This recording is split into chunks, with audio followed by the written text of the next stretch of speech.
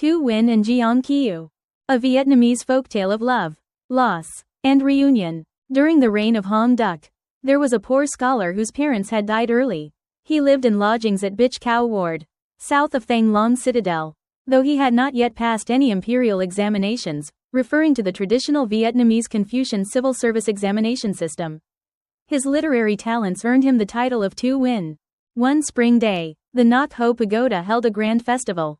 Devotees from the capital and distant regions gathered in great numbers, eager to seek beauty. Tú Uyên did not miss the occasion. He wandered throughout the day and by late afternoon, rested under a large banyan tree near the pagoda. Suddenly, a leaf floated down before him. Picking it up, he found a teasing poem written on the back. Thinking someone had tossed it from a nearby upper window, he looked around but saw no one. As he stood perplexed, a group emerged from the pagoda. Among them was a stunning young woman. When she glanced flirtatiously at him, Tú Uyên approached and struck up a conversation. They walked and talked happily.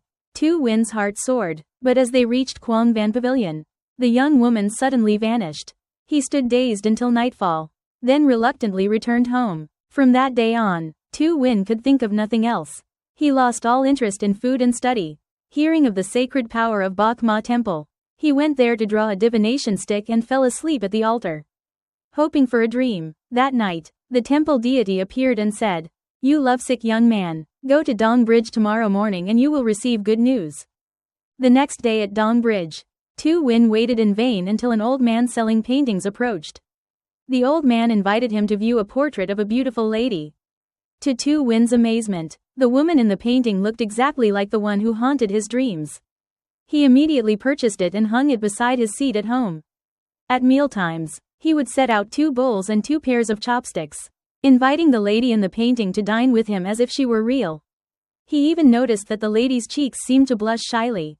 One day, upon returning home, Tú Uyên found a tray of fragrant, exquisite food prepared, very different from his usual plain meals. Though puzzled by the unknown giver, hunger compelled him to eat. For several days, the mysterious meal continued to appear. Delighted yet confused, he decided to uncover the secret. Pretending to leave for class, he quietly returned and peered through a window.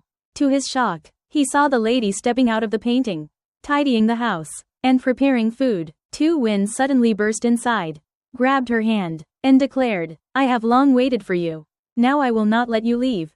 With that, he tore the painting from the wall. The lady blushed and softly replied, "Why are you so cruel? I have already entered your home and have no intention of defying you." She revealed her name was Giáng Kiều and that they were destined by fate to meet and become husband and wife. Tú Uyên was overjoyed and swore an oath of eternal love. They talked happily for hours. When Tú Uyên urged her to marry him, Giáng Kiều replied, "Let me first hold a banquet and invite my fairy maidens and heavenly guests to witness our wedding." With that, she removed a hairpin from her hair and transformed their humble room into a palace of silk curtains and jeweled screens, with attendants bustling about and lavish food and drink set before them. The air filled with music as fairy guests arrived to eat, drink, sing, and dance. However, after marrying the beautiful Giáng Kiều, Tú Uyên neglected his studies. He spent his days beside his wife, indulging in fine foods and strong wine.